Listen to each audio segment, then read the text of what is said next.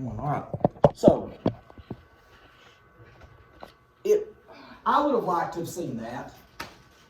Just where, because that's America. You know, we got opposite types of people. He did do something that every president has done. He wrote a letter, left it in the top drawer. That has happened every time. I don't know if this will happen. Okay, did y'all see any of this stuff yesterday? Carter wasn't there. He's like a 98. Okay, so he wasn't there. There are times where all the former presidents will be together somewhere. And they talk. And they laugh. President Obama and President Bush are pals. They're friends. How can they be friends? Because they're opposite. They both understand. They're not selfish and they'll listen. Well, what'd you say? They both understand how it is. They've been through it. Nobody knows what it's like to be president except President Bush and President Obama. So there's a bond there. Even if you're not, okay, even if you don't like somebody, if you've been through something, did you let me know? All right, thank you. If you've been through something together, it doesn't matter if there's something connecting you. Okay, if you've been through something traumatic, which being president is traumatic, there's a bond. All right, so, and all former presidents have this bond. And I kind of hope someday Trump and all they can all sit in the same room together someday. Because that is kind of cool to see that. That's American to kind of see that. He did give a speech yesterday. What did he sound like in that speech? How many of y'all heard bits and pieces of it, even saw that? Everybody saw him on TikTok or nothing? What's that? Yeah, no, Trump. I saw part of it. What did he say yesterday? He said, basically, I wish good luck to the Bidens. And that's the president in him saying, oh my gosh, he's getting to go through this. And it was a pleasant, not exchange, but a pleasant whatever. Biden said all the right things yesterday. He still used the unity, coming together. He said all the right things. All right? College recruiters, whether it's football, academics, whatever, they're going to say all the right things. And then you show up and all of a sudden this person is a different person than who, you know what I'm saying? It's whoa, what's happening here? Is Biden going to do stuff different than Trump? Yes, he is. Trump did stuff different than Obama. Obama did stuff different than, who was it before? Bush. God, that's a lot of it. Some of it I'm not going to like. But like I said here, I don't have to like it. But we have to try and make the best of it.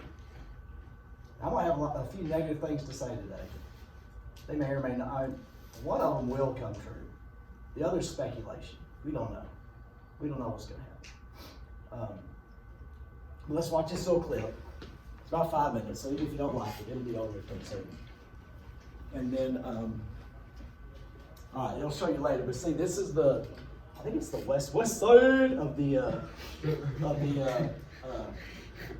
Capitol. And you see how it kind of, they build those little stands around. This is like the bottom, they all come out of here. Anyway, they didn't have all the people like they used to. That's okay. The people are way overrated.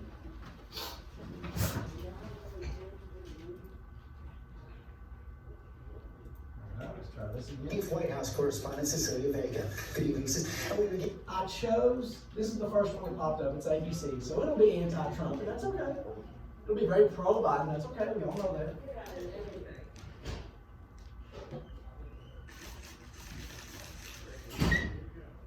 Oh, what? Where's the thing at? How's it going away? Okay. A look at the high moments of a memorable day from our Chief White House correspondent.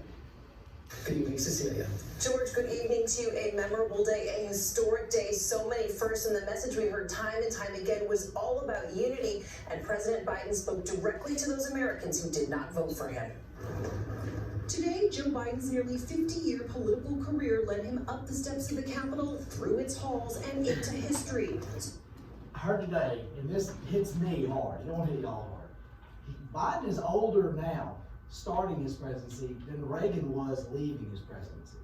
And Reagan was the oldest of old men I'd ever seen in my life when he started. So Biden's the oldest president by far. That's not good or bad, that's just, I think 34 years ago, he started his first presidential campaign. He's not a rookie. Sworn in at an extraordinary time, the nation's enormous challenges laid bare right in front of him. There was no huge crowd, the audience socially distanced, a mask on every face. But three of Biden's predecessors were on hand: the Clintons, the Bushes, and the Obamas. Former President Obama exchanging fist bumps with Kamala Harris, who was about to make so much history of her own as the first woman, the first Black American, and the first person of Southeast Asian descent to be vice president. The Vice President of the United States, the Honorable Michael R. Pence and Mrs. Karen Pence. The man she would replace, Mike Pence, there too, though former President Trump was not.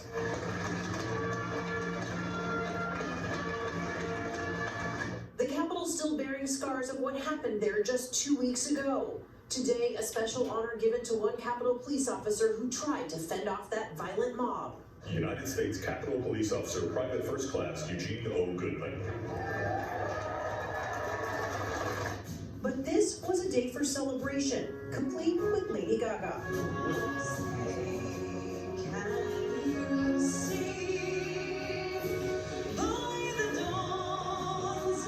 Good. She did a beautiful job singing the song. Believe it or not, I don't know much about Lady Gaga. Now, if I have ever seen her, the question is always why, for me. Okay? Guess what she would ask if she ever saw me? Why? Who?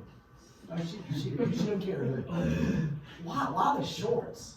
Why the hat? Why the belt? I mean, that's fine. That's okay. But she did do a beautiful job singing.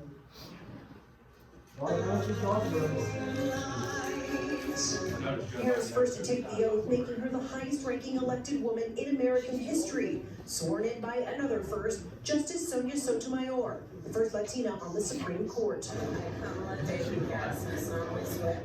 And then, the moment Joe Biden has wanted his entire life. His hand on the Bible that has been in his family for more than 100 years. I, Joseph Robinette Biden Jr., do solemnly swear That I will faithfully execute that I will faithfully execute the office of President of the United the States office of President of the United States, and will, to the best of my ability, will, to the best of my ability, preserve, protect, and defend preserve, protect, and defend the Constitution of the United States. the Constitution of the United States. So help me God. So help me God. Correct. Yeah. A lot of people who love Joe Biden are going to be upset by this. And a lot of people who hate Joe Biden are going to be, Okay. well, they're going to be, whoa, they don't know what to think of this. This guy goes to church. Like, he goes to church. And he owns a Bible. Now, you can go to the weight room. I don't know if he had, when I said he goes to church. I don't know if he worships. I don't know. That's between him and God. But he goes. And a lot of people are, wow, you can't do it because you can't. Anyway, so he's, now, when it comes to Democrats, what is one of their number one issues? Abortion. He's Catholic. And if you are truly a Catholic, abortion is unheard of. It's a non-starter in the words of a lot of politicians. I don't know, he's a politician, he's hemmed and hawed his way through that. You know, but if you're a liberal and there's a Catholic, the girl, the lady, I'm not being demeaning about the lady, about Bennett, Barrett. Remember, there was a Supreme Court nominee. We can't let her on there. She's Catholic. She believed it. Well, how can you vote for Joe Biden and say it's not okay for her to be on the Supreme Court? You know what I'm saying? But anyway, I know he goes to church. He's at least in the weight room, whether he wants to or not. That's between him and God. Congratulations, Mr. President. A kiss for the emotional new First Lady. Then President Biden got to work. setting out to heal this nation after the hard-fought election and its bitter aftermath. This is America's day. This is democracy's day. A day of history and hope, of renewal and resolve. We've learned again that democracy is precious. Democracy is fragile. And at this hour, my friends, democracy has prevailed. Still, the new president calling this a time of testing. We face an attack on our democracy and on truth. A raging virus, growing inequity, the sting of systemic racism, a climate in crisis, America's role in the world. To overcome these challenges, to restore the soul and secure the future of America, requires so much more than words. It requires the most elusive of all things in a democracy: unity. Unity. Joined by several former presidents, the new commander-in-chief showing his support and respect for America's military, honoring their sacrifice at the tomb of the unknown soldier. The inaugural parade matching the safety and security of the day, President Biden exiting the Beast, now with that license plate 46. Along the route, the Secret Service, National Guard, and reporters instead of a crowd. Walking up to the White House driveway for the first time as president. And that moment, taking it all in with a hug for his wife. And the new administration did get right down to work. Biden. During the inauguration, not everybody in Washington is paying attention. There's a group of people. Now, every time, Patrick, you've been around you were alive for a move, but we've moved 3 times since you've been coherent, right? What do you get to do when we move? Yeah, you get to do it, right?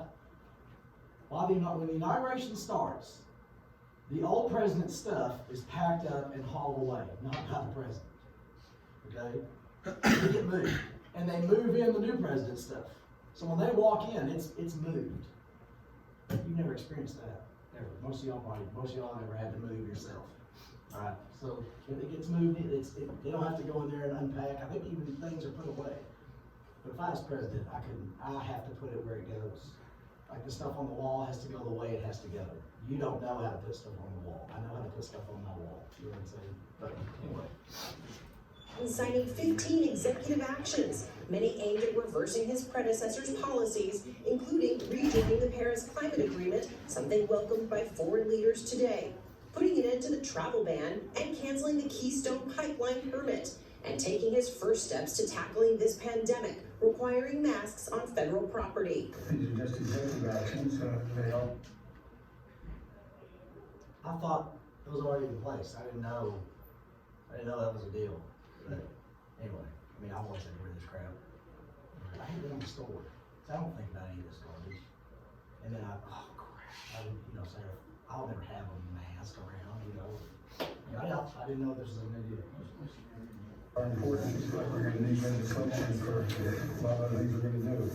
He'll need to work with a very divided Congress, but today, in a gesture of goodwill, Republican leaders of both chambers wishing the new administration well. I have to note, not only did we just swear in a son and daughter of the Senate to these houses, but indeed both these former senators skipped the House altogether. Now, this message of unity that we heard so much today will continue this evening into tonight's show. I'm told by a source that former presidents Clinton, Obama, and George W. Bush all got together. All right, he signed a bunch of executive actions yesterday, executive orders. What do you remember about executive orders? They just have. Yeah, you don't have to go through Congress. If it costs money, Congress can stop it. If it's unconstitutional, Supreme Court can stop it. I don't want to be biased here, all right? $15 an hour. Okay? I'm not being political here, I'm being common sense. If you own a store, if you own a business and you're hiring people, what do you hire people with? It comes out of your profit, right? Your store brings in this much money. Anybody know what minimum wage is right now? $7.25. So it is now more than double. So I don't know when this goes into effect, but there's going to be a day where this isn't exactly correct, but at least some of your employees, their pay is going to double. Is your revenue going to double? No. So what's going to happen? You tell me what's going to happen. Not Republican, not. Businesses are gonna have to shut down because they're not making enough money. People are gonna get fired. Okay. There is going to be less jobs. They'll probably,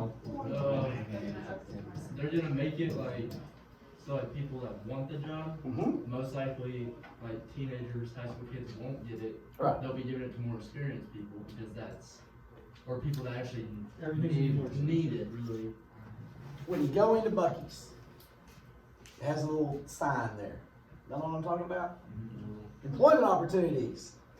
Starting out pay, $13 an hour. That used to be a big deal. Whoa, I can start here at 13. Is that sign gonna be a big deal anymore? What about the person that's worked there 4 or 5 years and they're making 15 an hour? And then some snot-nosed punk comes in, they're making 15 an hour. What's that gonna do? Is that gonna create a good work situation? No, not at all. So this is not just gonna raise the high school kids' pay. Businesses are gonna have really disgruntled employees if they don't raise a lot of people's pay. If I'm a business owner, am I gonna stop making my house payment? No, I can't. So I'm gonna have to do what it takes to stay in business. I'm gonna have to hire less people and have less hours. More work for less people. Does that make sense? I hate the federal minimum wage. I don't think there should be a minimum wage. I think businesses should pay whatever they want to. And if a business wants to pay $3 an hour, let them pay $3 an hour. What are they gonna get? Horrible workers or no employees at all. There's a word I believe in.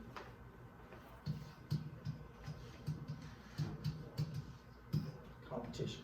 And there's no competition in wages. If you had to compete for the wage you got, would that change how you work? If you know automatically I'm getting paid this much, I don't think the government should tell businesses, here's how much you have to charge. Let businesses say, hey, I want to pay people $15 an hour. What kind of people would they get? Who's applying there? Everybody.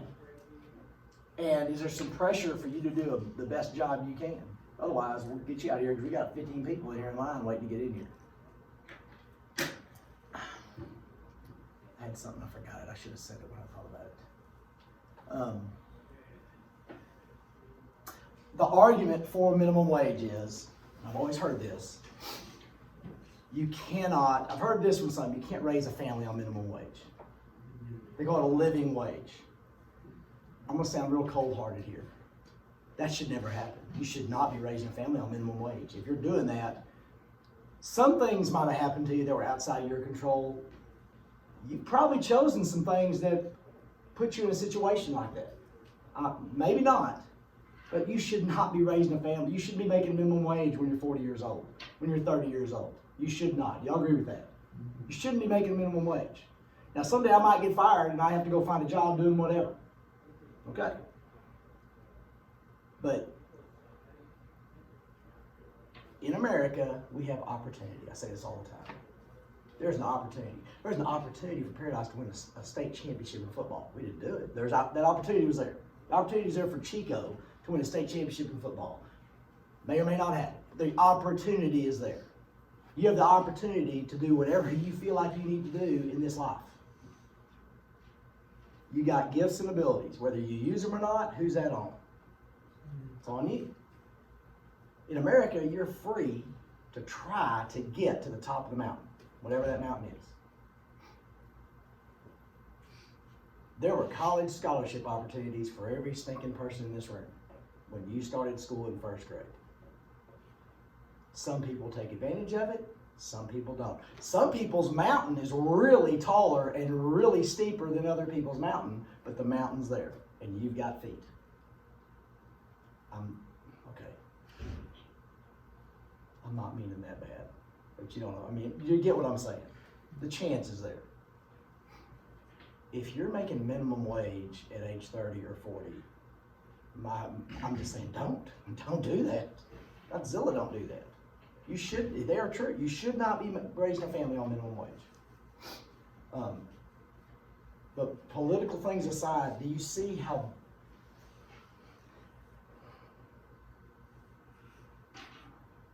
I wasn't fast enough?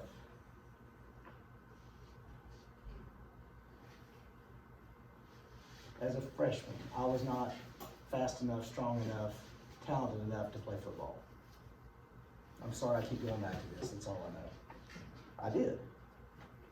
I had no ability. What did I have? What's the one thing I did have? I couldn't catch. No, I could not catch. I can now. Why can I catch now? I worked I'm unashamed to tell y'all, I worked my butt off. Yeah.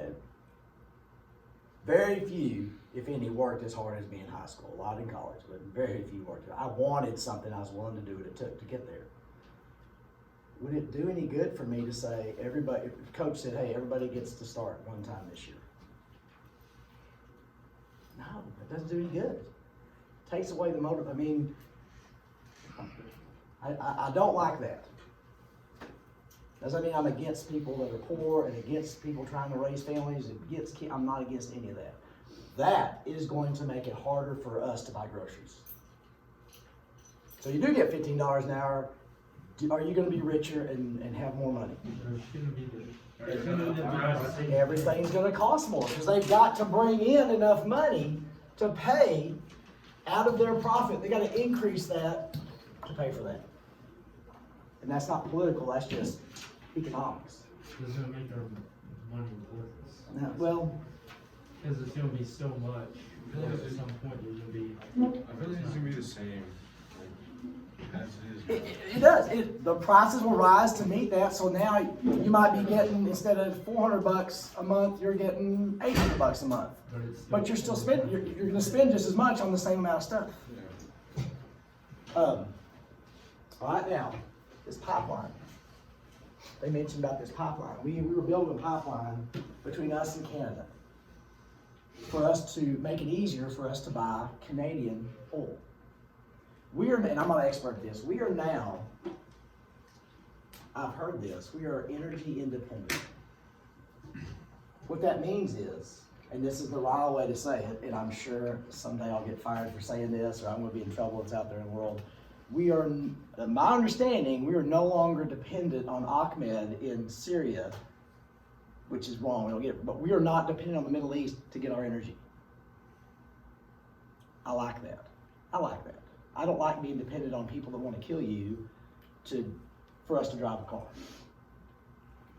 I don't know, now I know this is bad for jobs here. Gas has been below $2 a gallon for a while, right? I don't know. It is supply and demand. What do y'all notice about gas recently? It's going up. And killing this pipeline and making it harder for us to get our own stuff. Now, okay. Air and water. I want air and water. I agree. The way we get oil and gas probably jacks up the environment. It's not great for the environment, and I'd be willing to learn some stuff about that. But gas is fixing to go up. And I don't know there's going to be any more oil and gas jobs. In the past, when it's gone up, there's more oil and gas jobs. I don't know if that's going to be true.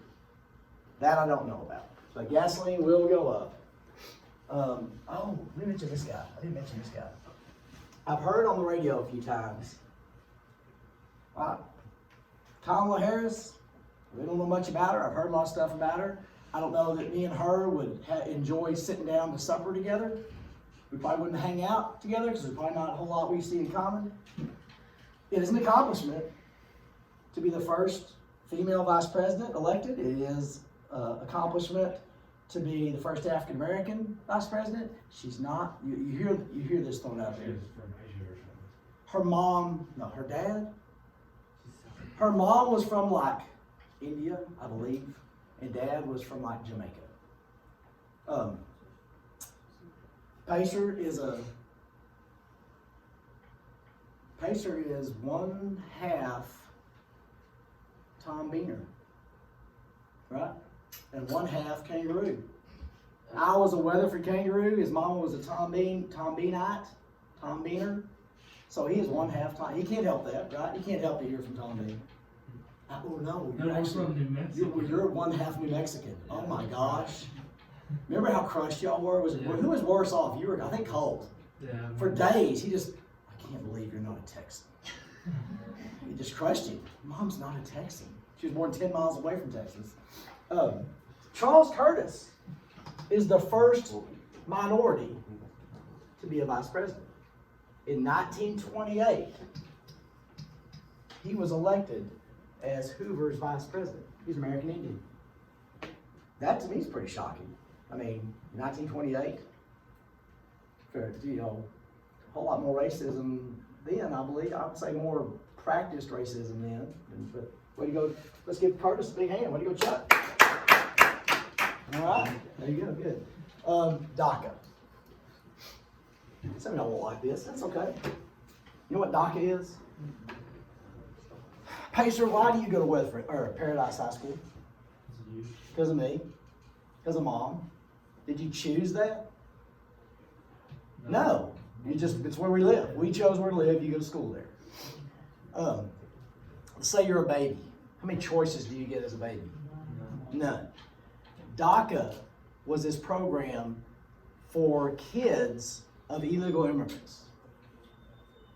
They didn't choose to cross the border. They didn't choose to come over here. They're here. And DACA was this program basically to kind of, here's where I'm talking ignorant.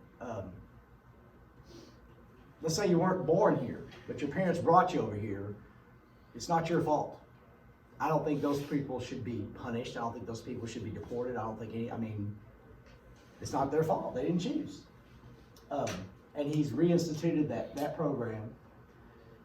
I've heard he's going to give amnesty to a certain number of million of illegal immigrants. And let me tell you, I'm fine with that. President Reagan did the same thing.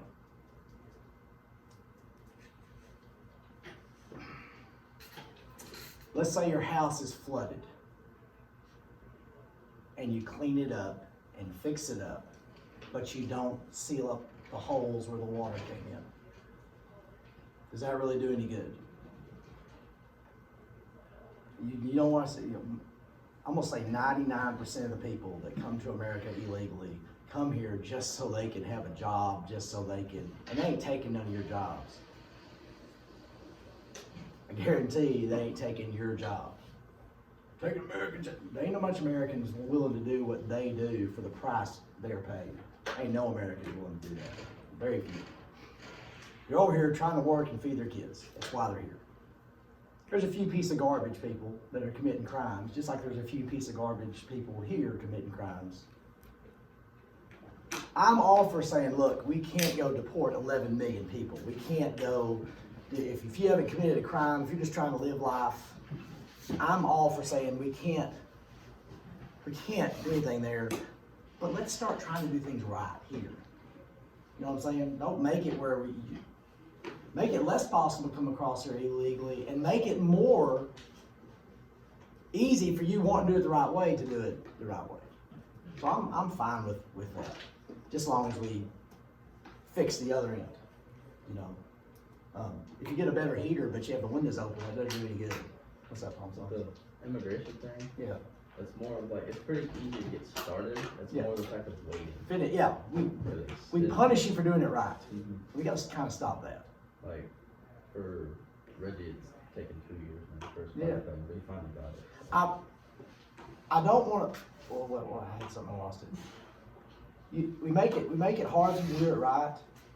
I want to know who's coming. I want to know who's in here. Basically,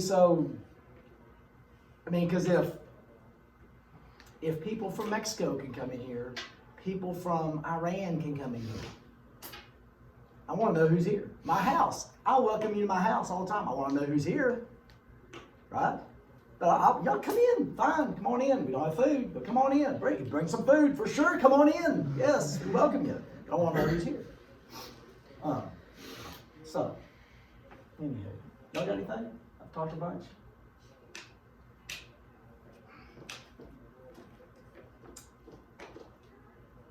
I've always liked Biden the person. I've never agreed much with him politically. For watching him for 35 years, he seems like a decent human being. He seems like a guy you could hang out with, and then he'll say something, and I'm like, oh my gosh, I can't believe you think that. But he seems to me to be a decent human being. I might be wrong. I don't know him. I don't know any of these people. But we'll see. Hopefully it works out right. I'm glad I have a job. But you know about that. We'll see. The debt's not going to get any better. We're not stopping that. I think we're flooding the house. We got the water just pumping in. So we'll see. All right. Thank y'all. I'm not going to make y'all listen to me do anything else. How about that? Y'all proud? Good.